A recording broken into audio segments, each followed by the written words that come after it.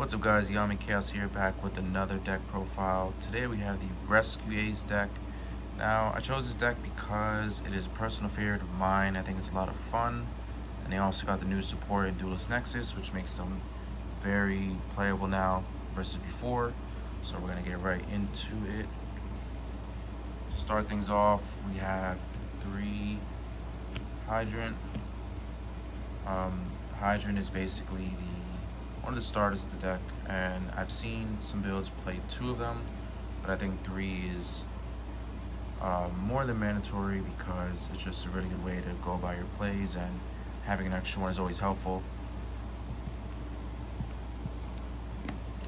After that, we have 3 Airlifters. Airlifter is probably one of the best summons in this deck because it allows you to search the spells out. You can search out emergency, and so you can summon this, go into emergency, go into hydrant, and go off from there. There's a lot of plays. It's also a level 4, which helps for like rank 4s if you need to. After that, we have 3 Impulse. Impulse is very good because it helps negate your opponent's effects, and also has a nice summon effect. When your opponent activates a monster on the field, you can tribute this card from your hand or face up on the field and special summon one machine rescue this monster from your deck. So you can get one of the big guys out, or you can get a hydrant out. So that's why you want to run 3 of them. After that, we have 1 Monitor. Just 1 because you don't really play that many traps, but summoning this off to search traps is helpful. Then it also has a tribute effect as well, but then you can target a rescue ace monster in your graveyard and special summon it. So there are some builds that don't run it, but I think that 1 is still necessary.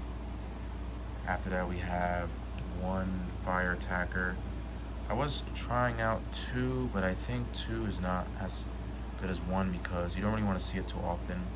Although against some matchups, it's actually good because there's a lot of cards that are added to their hand from the deck, and you can get the draw effect from it. It also has, if a rescue ace is normal or special, you can summon it, so it's not really dead, but you really want to see 1 of them. You could do 2, but I think 1 is enough. After that, we have 2 Turbulence. 3 is too much, especially after getting the new one, Preventer, which we'll go over later, but Turbulence is basically one of the main boss guys of the deck. With its effect, you get to set the rescue ace traps for the deck, and it's also really easy to summon, especially with emergency now, and just having this ability to set up your board is very powerful. After that, we have 2 Fire Engine. He has a easy summon effect because when a rescue ace is summoned, you can summon him from your hand, and if a monster is special summoned to your opponent's field, you can special summon a level 4 level rescue ace monster from your hand, deck, or graveyard.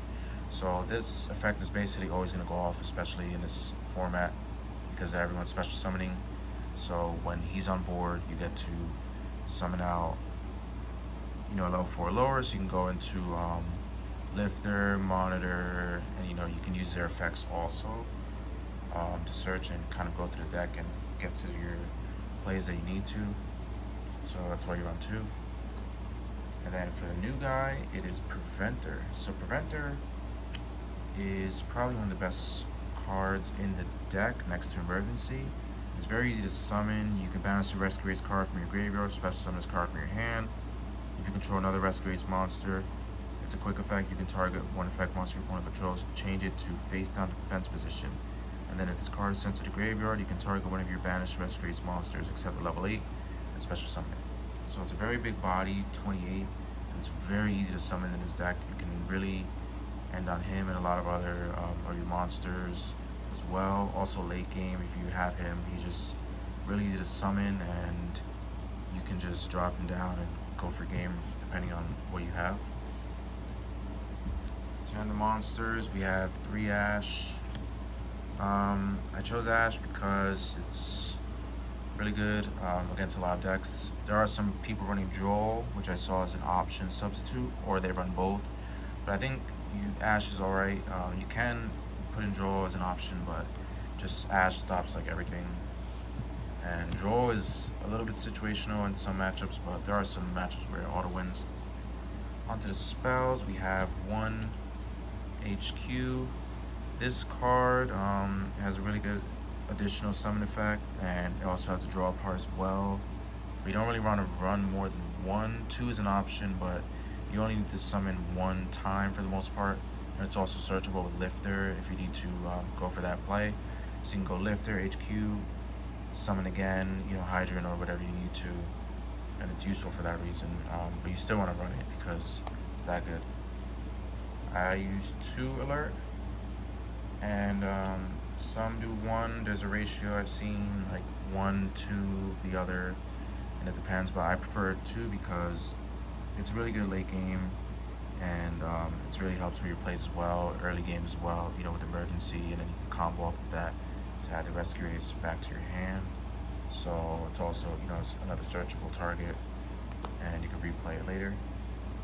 To rescue as well, like I said, I've seen ratios with different ones, but I prefer 2-2. It just seems what works best for me. And you can target a monster in your opponent's graveyard instead if you control Hydrant, which happens often thanks to the next card, Emergency. So 2. Then we have 3, Emergency. I did see some builds running 2, and I don't really agree with that. I think Emergency is just that good that even though it is once per turn, it has 2 effects you can use, and it's combos so well, and it's just a 1-card starter that it's kind of mandatory to run at 3. And it's the reason why the deck is a lot more playable now, because before you couldn't really get into Hydrant as consistent or Turbulence or whatever you need to. But now you can go into it much faster with it. So, Lifter into this is just that good that you have to run 3. For the other, it's not secondary support, 3 Extravagance. Prosperity is an option, but I personally prefer to have the draw 2, and I feel like Extravagance is better at baiting out Ash because they're more likely to Ash this, and then your Lifter can go off from there if needed. But I don't really care too much about the extra deck. There are some cards in it that you will use, but usually you're focused on the main deck, and for that reason I chose Extravagance. But you can do Prosperity, there's also an option. Also, it's a better budget option over Prosperity as well. The one-ofs, one for one, just go into this, into Hydrant, and you send it to the grave, and helps your other effects as well. And it's just that good. It's limited for a reason. 1 Reinforce of the Army, search your level 4s out, and it's pretty much what it's for. There are some Noble Knights techs that I've seen as well, but you just want to use it for the main rescue monsters. And then 1 Call By, because you don't really want to get ashed or drolled, and it's just a good counter for those. You can do like tactics or something, but I think 1 Call By is a good option. For the traps, we have 1 Reinforce, good protection, and I really like the boost effect, and it helps give you more targets for Turbulence. 1 Extinguish and 1 Contain. So you can do 2 Contain. It kind of acts like secondary impermanence, but I think 1 of each is enough. You can do 2-1 or a different ratio or side this. Some people side this, but it's optional really. I mean, personally, if I were to change it, it'd probably be 2 Contain, 1 Extinguish, but I like the new card. It's really helpful. For the end of the traps, we have 3 impermanents. Just self-explanatory, just stop all monster effects, and it synergizes well with the rest of the deck. For the extra deck, there's Grebo for Hydrant. You don't really use them too much, but when they're used, it's very helpful. Anima, same thing. Sometimes they're in the zone and they're not paying attention, and you can take their monster. I do Ferocious Swordsman. 2 monsters with different names, and it has a good synergy with the deck. It's also fire, so it helps out with different stuff.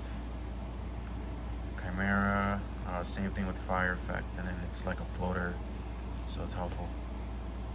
1 IP. There are some times where you can actually go into her into unicorn or a different one, so it's just want to link off. It also helps get hydrant to the grave or whatever you need. Cerberus, just another link too. Phoenix, same thing. Unicorn and Griffin. It's basically for the nightmares. And then for the big guys, I do the soldier, because all your monsters are level 7. The big guys are higher, so there are some times you can actually push over to help get over certain boards with this, and it also has it can't be targeted, so that's why it's very helpful. Oral sword, just link 4, and Appaloosa for the occasion that you sometimes go into it with IP and it helps give additional negates. And then for the end of it is Guska for level 4 and Exton.